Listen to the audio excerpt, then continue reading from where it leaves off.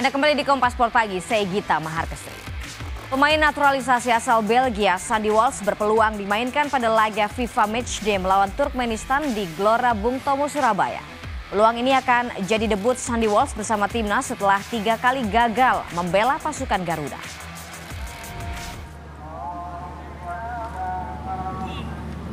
Timnas Indonesia Senior terus mengasah strategi dalam pemusatan latihan di kota Surabaya menjelang laga FIFA Matchday melawan Turkmenistan hari Jumat besok di Gelora Bung Tomo, Surabaya.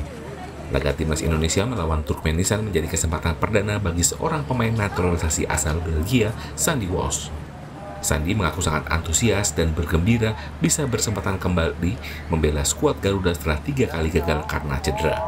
Pemain asal klub Cafe Mechelen Belgia ini mengaku sangat emosional bisa mencetak gol pada pertandingan hari Jumat besok untuk menaikkan ranking FIFA.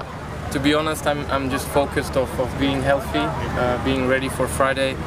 I think a lot of emotion will come if I could score a goal, and but the most important is to do a good performance with the team, to get points for the FIFA ranking, and that's the goal for coming Friday. Dalam laga FIFA Matchday melawan Turkmenistan, Timnas Indonesia Senior juga meminjam 3 pemain Timnas U23.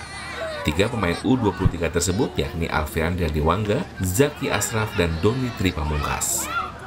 Nyoman Deni, Kompas TV, Surabaya, Jawa Timur.